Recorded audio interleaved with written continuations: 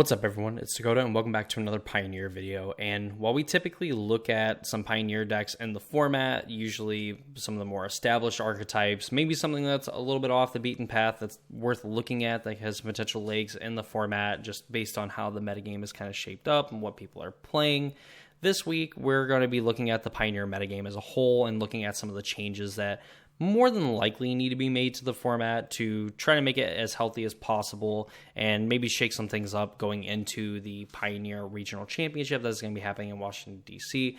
later this year. That, of course, we qualified for pretty early, and we are going to be attending and hopefully doing well at that event. But of course, there's some things going on in the format where we have a potential ban list coming out. We have Bloomborough that's set to be released, and just a lot of things going on before we can properly test for the format.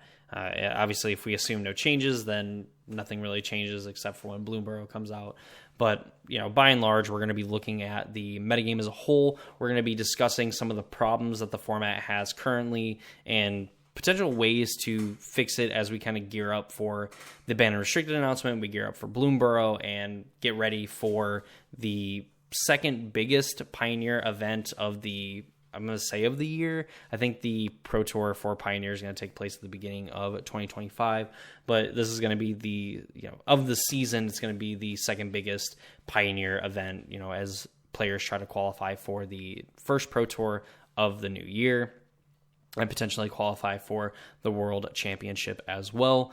And of course, players are also getting ready for the modern RCQ season. We'll kind of talk about that, I believe, in a video either tomorrow or Thursday is kind of my plan. But we're going to focus on Pioneer today, some of the changes that need to be made for the regional championship that is coming up next in October. Of course, before we get too deep into the Pioneer metagame, we talk about some of the potential changes and potential bannings and whatnot, and Bloomborough's impact on the Pioneer format. If you're not already subscribed to the channel and you want to see more videos from me where we talk a lot about the modern Pioneer format along with some other longer form videos, I would greatly appreciate it if you subscribed and ring the notification bell. This is a free, easy way to support me and my content.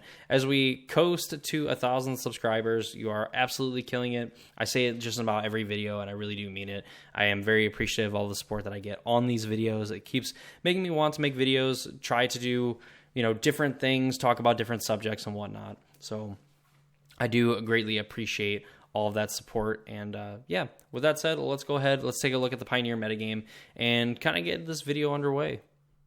So here we have the Pioneer metagame breakdown on MTG Goldfish, where we can see the number of decks and basically what its percentage is compared to all the deck lists that have been compiled on Goldfish over the last 30 days, or at least 30 days worth of results from these decks. So to give some insight on what the Pioneer format kind of looked like before the Pioneer RCQ season really started to kick off, and kind of how it's looked throughout it, you're basically seeing it. The top three decks are still the top three decks. We have Rakdos Vampires, Amalia Combo, and Izzet Phoenix that have kind of traded places and swapped places between being the most played decks and, second and third. And this has kind of stayed true throughout it. There's been some decks that have risen in popularity. We've actually seen something like Niv Delight completely drop out of the top 10, and even Mono Black as well, that were pretty good counter picks to these three decks, just because in the case of Mono Black Discard, it had some main deck graveyard hate. It ran your opponent out of resources very quickly and could close out the game with some powerful threats like Shieldred, where Niv Delight, I think, was easily probably the best mid-range deck just because it went bigger than the Rakdos Vampires deck. Just Rakdos Vampires has a lot more consistency because in the Niv Delight decks, you definitely want to hit your land drops. You want to make sure you have all your colors, and that's what makes your deck very powerful because you have all that redundancy thanks to Bring to Light, and your spells are very powerful. You have the potential to draw a bunch of cards and all those things, and but it doesn't get to do it. It does it consistently, but it doesn't do it consistently enough to where you might as well just play Rakdos Vampires, and there's definitely some plays where Rakdos Vampires can just completely run over the Niv Delight deck if it has some of its faster starts. So that kind of brings us to the current day, the end of the RCQ season. We had the last set of events this past weekend, so now your only real way of qualifying for DC is going to DC and winning one of the last chance qualifiers to get yourself into the tournament. So things to kind of keep in mind, we've seen Rakdos Vampires, again, consistently just dominate the format. It's been one of the best decks since Pro Tour merged a Call of Manor, and it looks like it's going to have this year-to-year success where it's going to be one of the decks that, without any major changes currently, is going to be one of the best decks kind of going into the first Pro Tour of the season. Amalia combo has kind of the target put on it from the previous banned and restricted announcement that we got, where WotC is kind of looking at it, making sure, kind of seeing its play rate and the fact that as the potential to draw games, either on purpose, it's able to cause itself, or with some of the other decks that have different cards that could push Amalia's power past 20, meaning it will blow up all the other creatures, or giving a Wild Growth Walker indestructible, so then it will just continue to do so, and it won't actually be able to get rid of the Wild Growth Walker. Izzet Phoenix has been basically the kind of the body of consistency over an even longer term than Rakdos Vampires, just because this has been one of the best decks to play, or one of the better decks to play, since the regional championship that took place in Atlanta, and of course even before that for the RCQ season, qualifying for that regional championship, and has proven, by at worst being the third best deck in the format. And I think just the sheer consistency and some of the smaller upgrades the deck has, it has firmly planted itself as at worst a top 3 deck in the format. And we've seen kind of spots 4 through 6 kind of change. We see Rakdos mid-range proper kind of showing up in a little bit higher numbers here lately in the last month. Azorius Control just holding steady, holding down that 5th spot. And like Nykthos Ramp and like Niv Delight and things like that at different times kind of, being like a revolving door at this, 4th spot.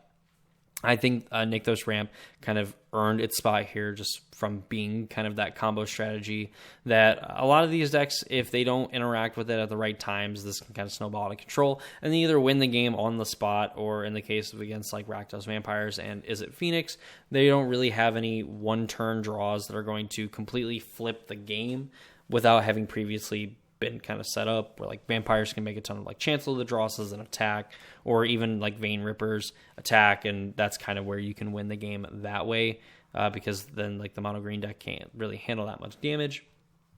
Or is it Phoenix just being able to go a little bit wider than they have reach creatures and being able to push to the last points of damage, or Amalia just getting to combo off and blow up the board. But I think Nykthos has kind of proven that it deserves to be in the spot here. Azorius Control, I'd expect going into the regional championship, would also be a pretty good choice of a deck, just for the fact that it's going to be open deck list, so you're going to kind of know what to save your counter spells for and everything like that going forward. So that is kind of the Pioneer metagame and idea of it as a whole. And I think going forward, as long as there is no changes, and we presume no changes for the BNR, which I highly doubt, this is going to be kind of the meta that we're going to look at. We're going to see these 3 decks. We're going to see Nykthos Ramp just be kind of this deck that can stomp all the other decks in kind of like fair games, and it has its own unfair draws to where it can kind of keep up with the top 3 decks in the format. But I think in terms of consistency, it's a little bit worse than these, and that's kind of where we get the top 3 metagame, where it's a good mix of consistency, it's a good mix of power, and in the case of Rakdos Vampires, it's very rarely has any super bad draws, to where like the Rakdos mid-range decks felt pretty bad going into that Pro Tour, because when they were good, they were at best like a 50-50 or maybe a 55% in their favor, and when they were bad, it was like 20% in their favor to actually win certain matchups and whatnot. So that's kind of where we're at with the Pioneer metagame. As far as potential changes that we could see from a BNR, I think we have to start with Rakdos Vampires. Amalia is definitely a problem in terms of the ability to draw games. It's not a lot of fun when you have to play the 5th, 6th, 7th game of a match. But typically, the Amalia player, the fact that it has that kind of has the potential to draw a game and it has access to it, if it wins a game and it's able to consistently draw matches and draw games where, it's advantageous for them, that's one thing. Just in general, getting to draw matches and whatnot and draw games doesn't really benefit the Amalia player. If anything, it makes things a little bit worse. The fact that kind of pump spells and these protection spells are a little bit worse, because you see them more from Gruul aggro and these like white versions like Boros aggro and whatnot, that this isn't really a problem. Rakdos Vampires, on the other hand, very consistent. And I guess for what it's worth, I could definitely see an Amalia banning or something from this deck to kind of hit it, because it is annoying that there is a turn 3 deck that is very consistent even through Graveyard Hate and through, basically the spot removal and even board wipes and everything, that this deck probably needs something to go away from it. Rakdos Vampires slowly is increasing its metagame share despite Amalia being, I think, one of the best decks in the format. If you see it from the 30 days to the 14 days, we have 26%, almost 27% versus 18.5% of the metagame. And even in the last week, we just see that Vampires has double the amount of decks that have been, seeing a ton of results versus the Amalia combo deck. And then, of course, Is It Phoenix again, solidly holding down that 3 spot, Nykthos Ramp and Azorius Control rounding out that top 5. And it makes for a pretty stale metagame. I mean, we've had essentially this meta for a while. Niv Delight, of course, has been kind of the thing that would help break it up. Mono Black Control, which doesn't even really show up in here now on the 7-day results. And we'd seen like Insult Artifact, Azorius Spirits, Hidden Strings, Niv Delay, as I mentioned before, kind of help break into like this top 5, but nothing really dethroning the top 3.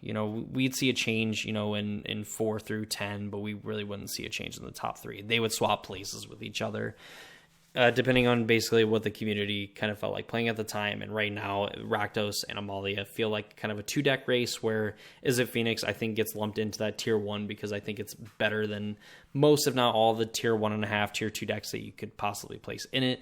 But as far as being kind of maybe the tier 0.5, to tier 0, I don't think it touches either of these decks. So going into kind of a BNR, what would I expect? I think from Rakdos Vampires specifically, I think you have to ban Fable of the Mirror Breaker.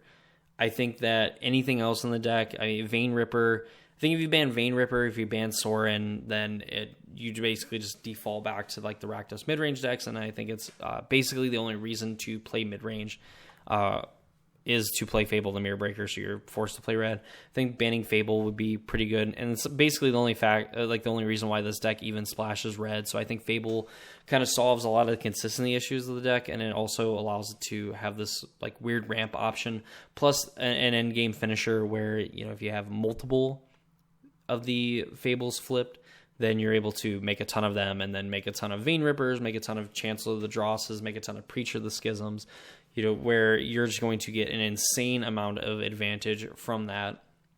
And I think Fable just kind of needs to go, so it kind of puts that away for the Rakdos deck, and it has to win more of this fair way than having kind of an unfair finish to it.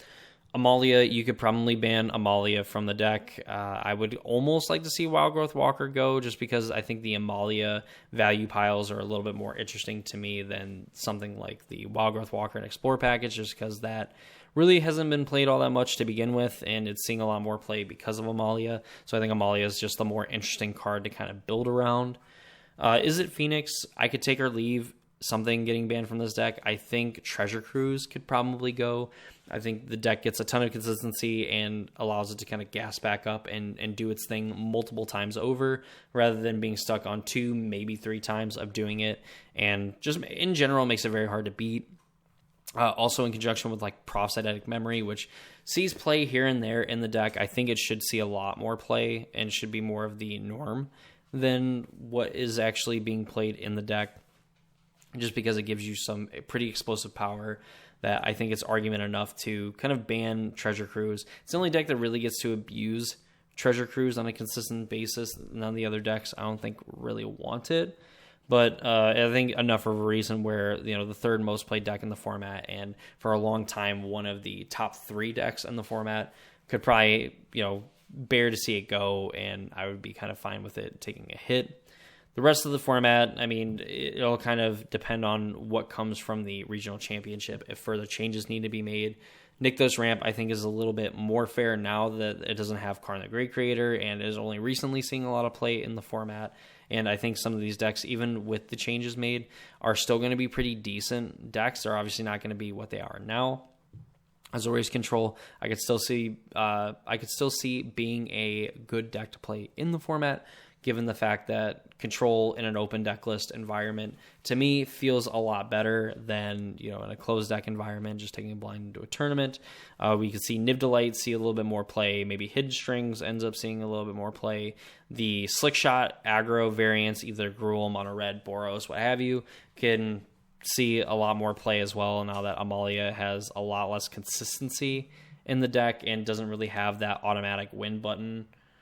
Rakdos mid-range, of course, at least probably doesn't exist if a Fable the Mirrorbreaker ban happens, or at least we'll see probably more of the mono black discard over playing like some of the red cards, because main reason for playing red is the fact that Fable the Mirrorbreaker is just such a good card. So that's kind of my thoughts and opinions on the Pioneer metagame. That's, of course, before we get into Bloomburrow and some of the cards we looked at.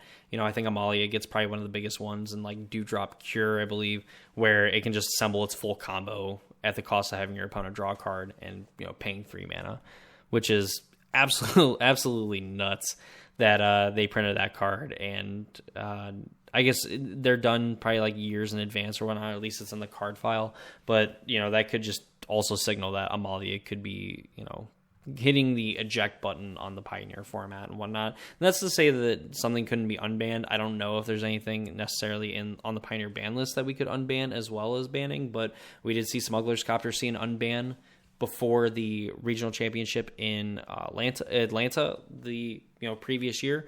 So we could see an unbanning as well to further shake up the Pioneer metagame, along with some changes to some of the major decks in the format.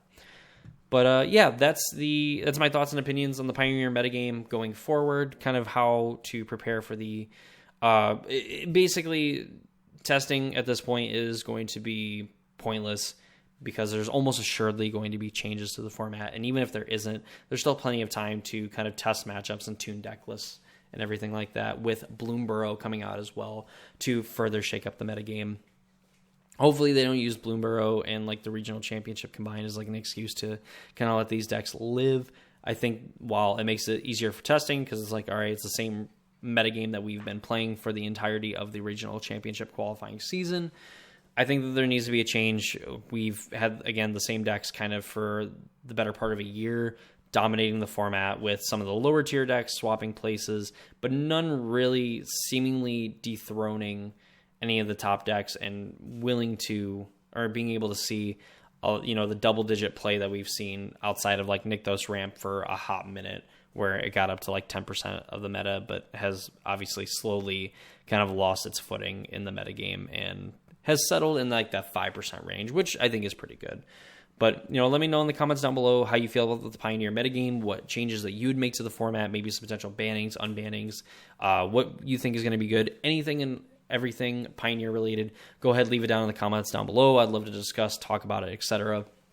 Of course, subscribe to the channel if you have not already done so, and ring the notification bell so you know when those videos get posted, because again, they are free, easy ways to support me and my content. I plan on doing some pretty cool stuff for when we hit 1,000 subscribers, so the sooner the better, as I kind of get things planned out and kind of iron some things out and everything like that. So that's going to do it for me in this video. Hope you all enjoyed it, and I hope to see you all in the next one.